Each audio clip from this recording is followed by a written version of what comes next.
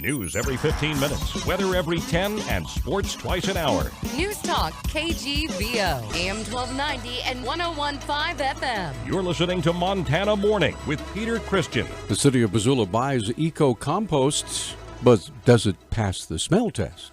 Good morning, everyone. It's Montana Morning. It's Wednesday, November 16th, 2016. Right now, the sky is cloudy. We have 37 degrees in Missoula, expecting a wintry mix of rain and snow showers throughout the day, 60% chance of that. And again, right now, it's 37. Our newscast this morning, sponsored by Ponderosa Dental. Just off Reserve on 3rd. When you think of a great smile, think of Ponderosa Dental, proud corporate partner of Grizzly Athletics. On Monday, the city purchased Compost, and in doing so, the public entity took a step into the private sector again. Phil Oakenshield is the current plant manager at He said the city may be walking into a lot of unexpected expenses. The concept is good, but you're going to be competing against private people, which can open you up to lawsuits that I don't know if the city's looked at or not. If I'm a private composter and say you're a city composter and we bid on the same job and you win, I'm taking you to court. Because I'm having to use my personal money to run my plant. You're using taxpayer money and not paying taxes. Oakenshield said the city will be eliminating the bagging process at which he says brings in between 50 and 60% of the business. That, combined with plant upgrades at the plant, may make it difficult for the city to make a profit with its new enterprise. Well, there's been a few people come out here, but nobody's really come out here to ask what it is we do and how we do it. You're using taxpayer money. Do you really need to make a profit? I'm sure they would like to make a profit. If I fall short, but I have the taxpayer to fall back on, say I need a piece of equipment, well, I'll just get it from the taxpayer.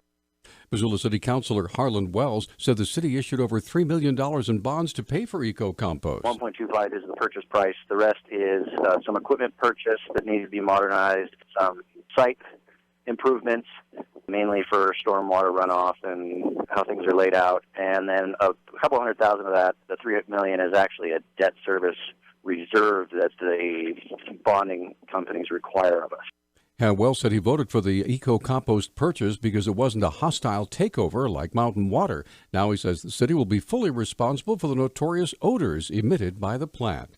At Monday night's city council meeting as well, acting mayor Marilyn Marler read a prepared statement about her personal views following the election of Donald Trump as president. Since last week's election, many of our Missoula friends and neighbors have felt angry and even afraid.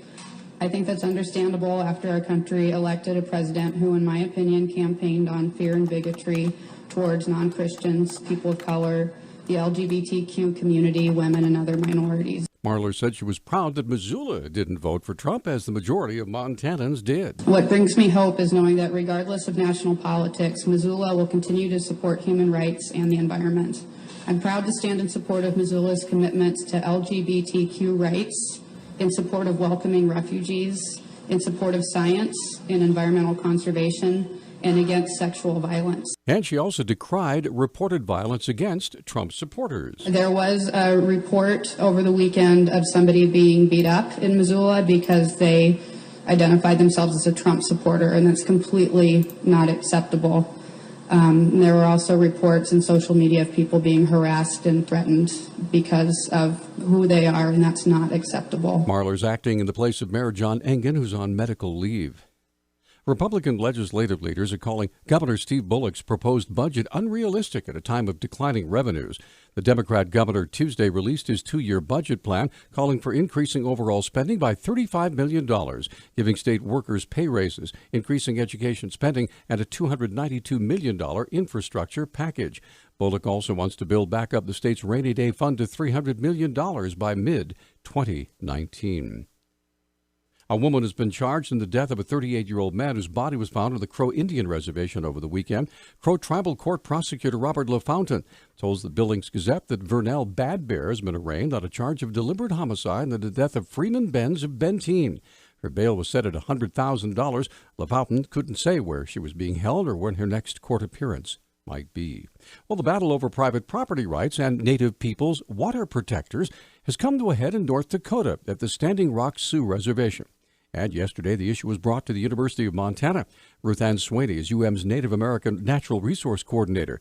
She was part of a gathering on the UM Oval, along with about 100 others, raising awareness of all the issues that have coalesced at the site of a project owned by the Dakota Access Pipeline, seeking to place that pipeline to transport crude oil beneath the Missouri River. The Standing Rock people do not want there to be a pipeline at all, but there are some people who would be happy if the pipeline itself was rerouted. I agree that we don't need to focus so much energy on a pipeline as much as we need to focus on alternative forms of energy because oil is a finite resource. Sweeney said the opposition to the pipeline project runs deep in the Standing Rock people. She was asked just how far members of the opposition might go to prevent the project from being completed. I don't know. I think there's some people that will do whatever they have to do, and I think that some of them would sacrifice their lives. So I don't know.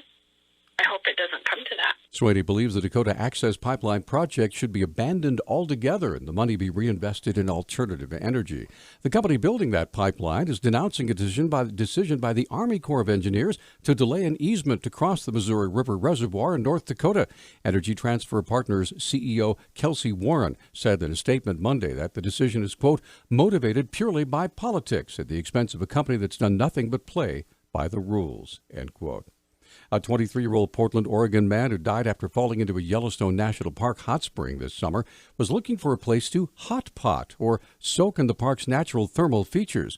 A report by Deputy Chief Ranger Laurent Varese said Sable Scott told investigators she and her brother Colin left the boardwalk near Pork Chop Geyser on June 7th.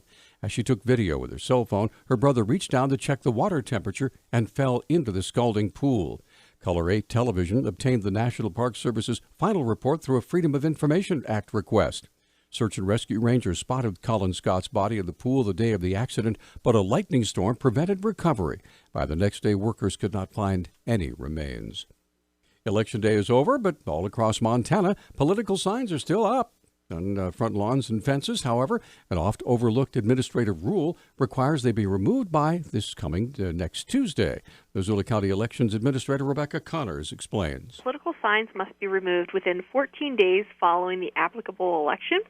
So voters or campaigns have about 2 weeks after an election to remove their signs. After that which point, and this administrative role comes under the Department of Transportation, they reference that the department shall notify the landowner of illegal signs which are not removed within those 14 days, and the department shall retain removed signs and then hold them for 5 days. If not claimed within 5 days, they are destroyed. She says most of that rule requires a lot of self-governing.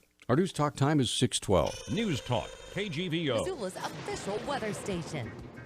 Mostly cloudy to cloudy skies with a chance of rain and snow. Daytime highs will top out in the low 40s. Little to no accumulation is expected in the Missoula Valley, but we could see a quarter to half an inch tonight. I'm meteorologist Brooke Foster for KECI 13.